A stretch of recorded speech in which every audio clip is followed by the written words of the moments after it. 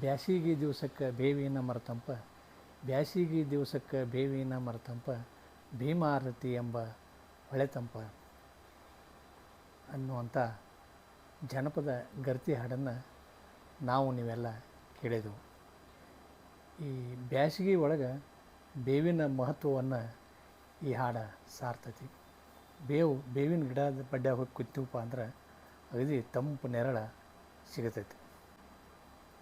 ಈ ಬೇವು ಬಹಳಷ್ಟು ಔಷಧೀಯ ಗುಣಗಳನ್ನು ಹೊಂದೈತಿ.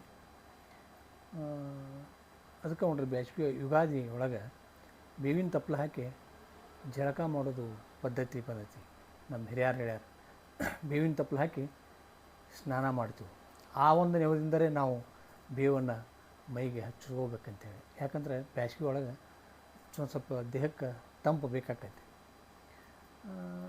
ಅದನ್ನು ದಿನ ಮಾಡೋಕ್ಕಾಗೋದಿಲ್ಲ, ನಮಗೆ ದಿನ ಮಾಡೋಂಗಿಲ್ಲ. ಅದನ್ನು ಒಂದು ಬೇವಿಂದ ಸೋಪ್ ಮಾಡಿ ಉಪಯೋಗ ಮಾಡಿದ್ವಿ ಅಂದ್ರೆ ಭಾಳ ಚಲೋ, ಶರೀರ ತಂಪು ಉಳಿತೈತಿ ಬೇಸಿಗೆ ಒಳಗೆ. ಆದರೆ ಇವತ್ತು ನಾವು ಪೇಟ್ಯಾಗ ಯಾವುದೋ ಸೋಪ್ ತೊಗೊಂಡ್ರು ಅದಕ್ಕೆ ನಾವೇ ಒಂದು ಸಾಬೂನ ನಮ್ಮ ಕಣ್ಣಾರಿನ ನಾವೇ ಬೇವಿನ ತಪ್ಪಲವನ್ನು ಹಾಕಿ ಮಾಡಿದ್ವಿ ಅಂದ್ರೆ ಅದು ಎಂಥದ್ದಿರ್ತೈತಿ, ಅಂಥ ಸಾಬೂನ ಹೆಂಗೆ ಮಾಡೋದು ಅನ್ನೋದನ್ನು ಇವತ್ತು ಪ್ರಾತ್ಯಕ್ಷಿಕೆಯಾಗಿ ಇವತ್ತು ನಾನು ಸ್ವತಃ ಮನ್ಯಾಗ ಮಾಡೀನಿ. ಬೇವು, ಅಲೋವೆರಾನು ಅಗದಿ ಆಯುರ್ವೇದ ಔಷಧನ ಗುಣ. ತುಳಸಿ ಅಂತೂ ಹೇಳೋದು ಬೇಡ, ಅಮೃತ ಬಳ್ಳಿ, ಹಂಗೆ ಆಲಿವ್ ಆಯಿಲ, ಇವತ್ತನ್ನೆಲ್ಲ ಕೂಡಿಸಿ ಮನೆ ಒಳಗನ ಬೇವಿನ ತಪ್ಪಲ, ಬೇವಿಂದ ಒಂದು ಸೋಪ್, ಬೇವು, ಅಲೋವೆರಾ, ತುಳಸಿ ಇವುಗಳ ಮಿಶ್ರಣದಿಂದ ಮಾಡುವಂಥ ಸೋಪನ್ನು ಯಾವ ರೀತಿ ಮಾಡಬೇಕು ಅನ್ನೋದನ್ನು ಇವತ್ತು ಸ್ವತಃ ನಾ ಮಾಡಿ ನಿಮಗೆ ತೋರಿಸ್ತೀನಿ ನೋಡಿರಿ. ಇದು ನಾ ಮಾಡಿದ ಸೋಪ ನಿಮಗೆ ನೋಡಿರಿ. ಇದನ್ನು ಹೆಂಗೆ ಮಾಡೋದು, ಹೆಂಗೆ ಮಾಡೇನಿ ಅನ್ನೋದನ್ನು ನೀವು ನೋಡೋಣ ಬರ್ರಿ. ಈಗ ಒಂದು ಹಿಡಿ ತುಳಸಿ ಎಲೆ, ಒಂದು ಹಿಡಿ ಬೇವಿನ ಎಲೆ ಮತ್ತು ಒಂದು ಅಲೋವೆರಾ ತೊಗೊಂಡೀನಿ. ಅಲೋವೆರಾ ಹಿಂಗೆ ಎರಡೂ ಸೈಡ್ ಕಟ್ ಮಾಡೋದು, ಮುಳ್ಳಿದ್ದ ಕಡೆ ಎರಡೂ ಕಡೆ ತೆಗೆದು ಆಮೇಲೆ ಅದನ್ನು ಈ ರೀತಿಯಾಗಿ ಎರಡೂ ಬದಿ ಚೆಳುವಂಗೆ ಪದರ ತೆಗೆದು ಅದರ ಚರ್ಮ ಸುಲಿದಂಗೆ ತೆಗೆಯೋದು. ಎರಡೂ ಕಡೆ ತೆಗೆದು ಅದರ ಲೋಳೆ ಏನಿರ್ತೈತಿಲ್ಲ, ಲೋಳೆಯನ್ನು ಮಾತ್ರ ಒಂದು ಪಾತ್ರೆ ಒಳಗೆ ಹಾಕೋಬೇಕು. ಈಗ ತೆಗ್ತೆ ನೋಡ್ರಿ, ಈ ರೀತಿ ತೆಗೆದು ಆ ಲೋಳೆಯನ್ನು ಪಾತ್ರೆ ಒಳಗೆ ಹಾಕೋಬೇಕು. ಹಂಗೆ ಅಮೃತ ಬಳ್ಳಿ ಅಂತ ಇರ್ತೈತಿ, ಅದನ್ನು ತಂದೆನ ಇಲ್ಲ, ಅದನ್ನು ಇಟ್ಕೊಂಡೇನಿ. ಆ ಲೋಳೆಯ ತೆಗಿಯಾಕ್ತೆ ನೋಡ್ರಿ, ಹಿಂಗೆ ಆ ಲೋಳೆಯನ್ನು ತೆಗೆದು ಪಾತ್ರೆ ಒಳಗೆ ಹಾಕೋಬೇಕು. ಸ್ವಚ್ಛಂಗೆ ತೊಳೆದಂಥ ಬೇವಿನ ಎಲೆಯನ್ನು ಆ ಪಾತ್ರೆ ಒಳಗೆ ಹಾಕೋಬೇಕು. ಅದೇ ರೀತಿಯಾಗಿ ಇದು ನೋಡ್ರಿ, ಬೇವಿನ ಎಲೆ ಸ್ವಚ್ಛಂಗೆ ತೊಳೆದು ಹಾಕ್ಕೊಳತ್ತೀನಿ. ಆಮೇಲೆ ತುಳಸಿ ಎಲೆ ಹಾಕೋಬೇಕು. ಈ ರೀತಿ ಬೇವು, ತುಳಸಿ ಆಯಿತು. ಇನ್ನು ಅಮೃತ ಬಳ್ಳಿ, ಇದು ನೋಡ್ರಿ ಅಮೃತ ಬಳ್ಳಿ ಎಲೆಗಳನ್ನು ತಗೊಳ್ಳೋದು, ಹಾಕೋದು. ನಾವು ಬೇಕಂದ್ರೆ ಹಾಕೋಬೋದು, ಬ್ಯಾಡ ಅಂದ್ರೆ ಬಿಡ್ಬೋದು. ಇದು ಉತ್ತಮ ಆಯುರ್ವೇದ ಔಷಧ ಗುಣವನ್ನು ಹೊಂದೈತಿ ಅಮೃತ ಬಳ್ಳಿ ಸಹಿತ. ಅದಕ್ಕೆ ಅಮೃತ ಬಳ್ಳಿಯನ್ನು ಹಾಕ್ಕೊಂಡ್ರೆ ಒಳ್ಳೆಯದು. ಇದೆಲ್ಲವನ್ನು ಏನು ನೋಡ್ರಿ, ಎಲ್ಲ ಮಿಶ್ರಣ ಎಲ್ಲವನ್ನು ತೊಗೊಂಡು ಈ ಮಿಕ್ಸರ್ ಜಾರಿನೊಳಗೆ ಹಾಕಿ ಅದನ್ನು ರುಬ್ಕೋಬೇಕು. ಈಗ ಆ ರುಬ್ಬು ಕೆಲಸ ಮಾಡಾಕತ್ತೀನಿ. ಮಿಕ್ಸರ್ದಾಗ ಹಾಕ್ಕೊಂಡು ಈಗ ಅದನ್ನು ರುಬ್ಬುನಿ. ಇದ್ರೊಳಗೆ ಅಲೋವೆರಾ ಐತಿ, ಬೇವಿನ ಎಲೆ ಐತಿ, ತುಳಸಿ ಎಲೆ ಐತಿ ಮತ್ತು ಅಮೃತ ಬಳ್ಳಿ ಐತಿ. ಈ ನಾಲ್ಕು ಹಾಕಿ ಈ ಮ್ಯಾಲೆ ಚೆಂದಂಗೆ ಗಟ್ಟಿಯಂಗೆ ಮುಚ್ಚಬೇಕು. ಮುಚ್ಚಿ ಇದನ್ನು ಮಿಕ್ಸರ್ದೊಳಗೆ ಹಾಕಿ ಗೆರ್ರ ಅನ್ನಿಸ್ಬೇಕು.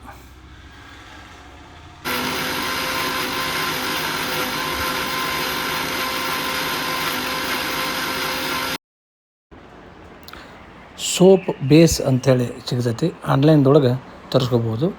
ಅದು ಸಿಗಲಿಲ್ಲಪ್ಪ ಅಂದ್ರೆ ಈ ಪಿಯರ್ಸ್ ಸಾಬೂನು ತೊಗೋಬೇಕು. ಗ್ಲಿಸರಿನ್ ಹೆಚ್ಚು ಇರ್ತೈತೆ ಅದರೊಳಗೆ. ಆ ಪಿಯರ್ಸ್ ಸಾಬೂನು ತೊಗೊಂಡು ಈ ರೀತಿ ಅದನ್ನು ನೋಡಿರಿ, ಅದು ಪ್ಯಾಕ್ ಹೊಡೆದು ತೊಗೊಂಡು, ಯಾಕಂದ್ರೆ ಬೇಯಿಸ್ಬೇಕಲ್ಲ, ಸಾಬೂನು ಬೇಯಿಸ್ಬೇಕು ನಮಗೀಗ. ಈಗೆಲ್ಲ ಮಾಡಿ ಇಟ್ಕೊಂಡಿದ್ದೀವಿ.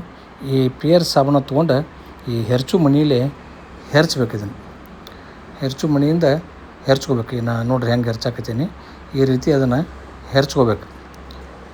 ಹೆರ್ಚಿ ಅದನ್ನು ಅದ ಬೊಗಾನಿ ಒಳಗೆ ಹಾಕ್ಕೋಬೇಕು.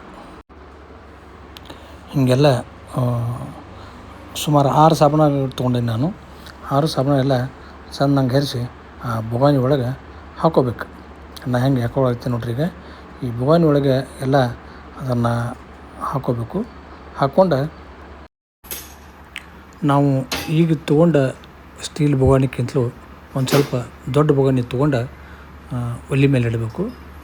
ಒಲೆ ಮೇಲೆ ಬೊಗಾನಿ ಇಡೋಕ್ಕಿಂತ ಮೊದಲು ಒಲೆಗೆ ಉರಿ ಹಚ್ಚೋದು ಮರಿಬಾರ್ದು. ಉರಿ ಹಚ್ಚಬೇಕು. ಆಮೇಲೆ ಅದ್ರಾಗ ಬೊಗಾನ್ಯಾಗ ನೀರು ಹಾಕ್ಕೋಬೇಕು. ನೀರು ಹಾಕ್ಕೋಬೇಕಪ್ಪ ಎಷ್ಟು ಅಂದ್ರೆ ಅದು ತುಂಬ ತನಕ ಹಾಕ್ಕೋಬಾರ್ದು.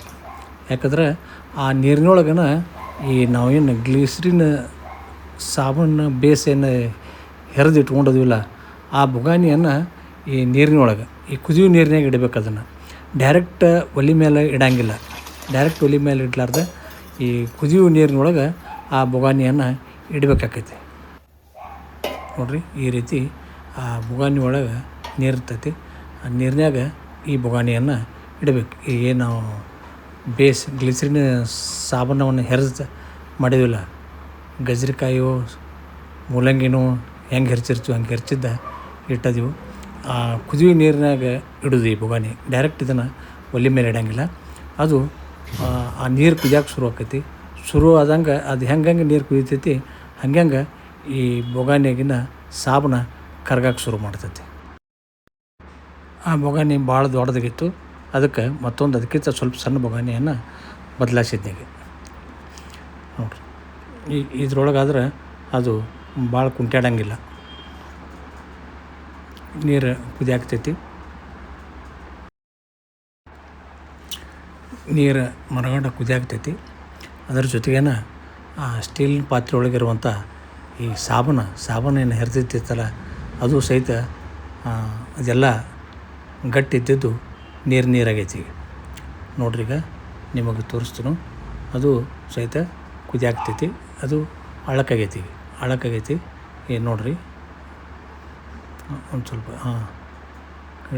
ನೋಡ್ರಿ ಹೆಂಗೆ ತುಪ್ಪ ಕಾಯಿಸ್ದಂಗೆ ಆಗೈತೆ ಅದು. ಇದು ಗ್ಲಿಸರಿನ್ ಸಾಬೂನು ಏನು ಹಾಕಿದ್ವಿಲ್ಲ, ಅದು ಈ ರೀತಿ ಆಗೈತಿ. ಇನ್ನು ಇದಕ್ಕೆ ಏನು ಮಾಡಬೇಕಪ್ಪ ಅಂತಂದ್ರೆ ನಾವು ಇದು ಕುದಿಯೋ ಮುದ್ದ ಇದ್ರೊಳಗೆ ನಾವು ಆಗ ಮಿಕ್ಸರ್ದೊಳಗೆ ಏನು ಹಾಕಿ ಇಟ್ಕೊಂಡಿದ್ವಿಲ್ಲ ನಾವು, ಅಲೋವೆರಾ, ಬೇವು, ತುಳಸಿ, ಇದನ್ನು ಇದ್ರೊಳಗೆ ಹಾಕ್ಕೋಬೇಕು.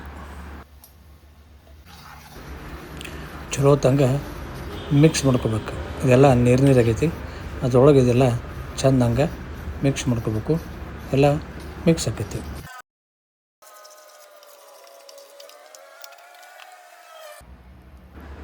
ಇದು ನೋಡಿರಿ, ಮೋಲ್ಡ್ ಅಂತಾರೆ, ಸೋಪ್ ಮೋಲ್ಡ್. ಈ ಸಾಬೂನು ಸಾಚ ಇದೇನು ನಾವು ಈ ಲಿಕ್ವಿಡ್ ಮಾಡೀವು, ಈ ಲಿಕ್ವಿಡನ್ನು ಅಮಾತ ಎತ್ತಿ ಗಟ್ಟಿ ಹಂಗೆ ಪಕ್ಕಡಲ್ಲಿ ಹಿಡ್ಕೊಂಡು ಎತ್ತಿ ಈ ಸಾಚದೊಳಗೆ ಸುರಬೇಕು. ಈಗ ಅದನ್ನು ಮಾಡ್ತು ನೋಡಿರಿ. ಒಲೆ ಬಂದ್ ಮಾಡಿ ಈ ಮೋಲ್ಡದೊಳಗೆ ಹಾಕಿ 2 ಗಂಟೆ ನಂತರ ಅದನ್ನು ಈ ರೀತಿ ಒಂದೊಂದಾಗಿ ಬಿಡಿಸ್ಬೇಕು. ಇದು 12 ಸಾಬೂನಿಂದ ಸಾಚೆ ಐತಿ. 12 ಸಾಬೂನುಗಳು ರೆಡಿ ಆದವು. ಮನ್ಯಾಗ ಯಾರೂ ಇಲ್ಲ ಅಂಥೇಳಿ ಒಂದಿಷ್ಟು ಈ ಸಾಬೂನು ಮಾಡಿ ತೋರ್ಸೋಕೆ ನನಗೆ ಅನುಕೂಲ ಆಯ್ತು. ದಯಮಾಡಿ ನೋಡಿರಿ ಈ ನಾ ಮಾಡಿದ ಕಾರ್ಯ. ಇದು ಭಾಳ ಸುಲಭ. ಸಾಬೂನು ಮಾಡ್ಬೋದು ನಾವು.